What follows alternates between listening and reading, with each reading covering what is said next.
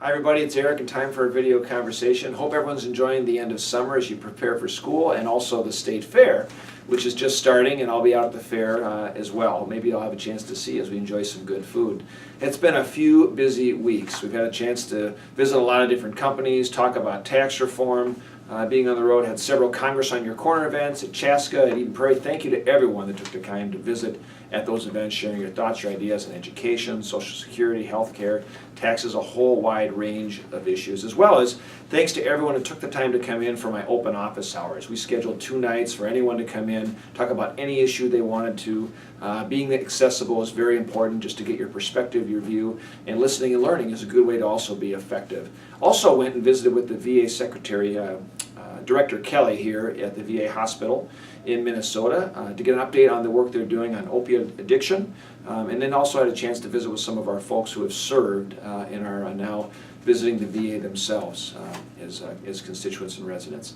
Now we're going to get to our questions, of course, and the first actually comes in from Stephen Bloomington, and he writes in, Congressman Paulson, the current administration is negotiating NAFTA behind closed doors and leaving people out of the process, which is a recipe for disaster.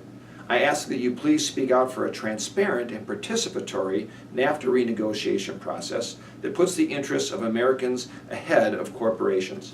Steve, thanks for writing. As most people know, NAFTA was first negotiated and signed into law as a part of a trade agreement with Mexico and Canada about 20 years ago. And in those decades since, it is time to modernize it. For example, there has been no discussion when NAFTA was first put together about digital trade and e-commerce, and there have been protectionist measures employed by some states and countries around the world that force companies now with data to house that data in their countries and not allow data to flow across borders. It becomes a trade barrier. So modernizing NAFTA is very important with digital trade, something that I'm focused on. And I do think it needs to be transparent and open. The first round of negotiations just started in August. There'll be a second round happening in September. I'm committed to making sure it's going to be an open process and that we don't interrupt the economic vitality that we've seen from NAFTA going forward for our ag community, for our business community, and for all the exports that come out of Minnesota. Next up is a phone call we got from Tony in Loretto, who's asking, Rep. Paulson, when will tax reform be voted on and implemented, and will it begin at the start of 2018? Thanks, Tony. This is one of the issues I've been talking a lot about because it's a priority of mine, and it has been for years. It's a priority I know also for the members of my committee on a bipartisan basis. And it's not about just lowering rates for large employers so we can be more competitive, which is very important. It's also about helping Main Street Minnesota businesses. 95% of our companies file as small businesses, and we got to make sure that we include those organizations, which are the engine of our economy. And that's what our blueprint does. That's where we're moving ahead.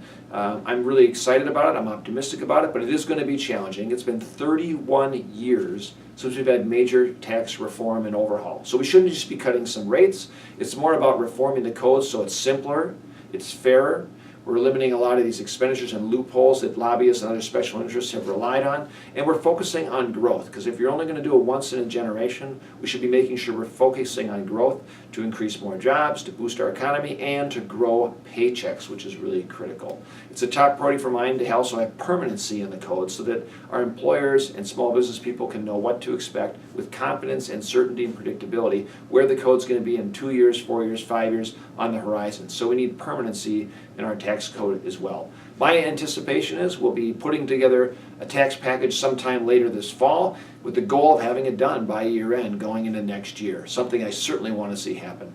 Thanks everyone for participating on our conversation this week. Continue to reach out anytime on Facebook, Twitter, on Instagram, or of course at the website at paulson.house.gov. Have a great time at the State Fair as you wind down the summer, and please keep in touch.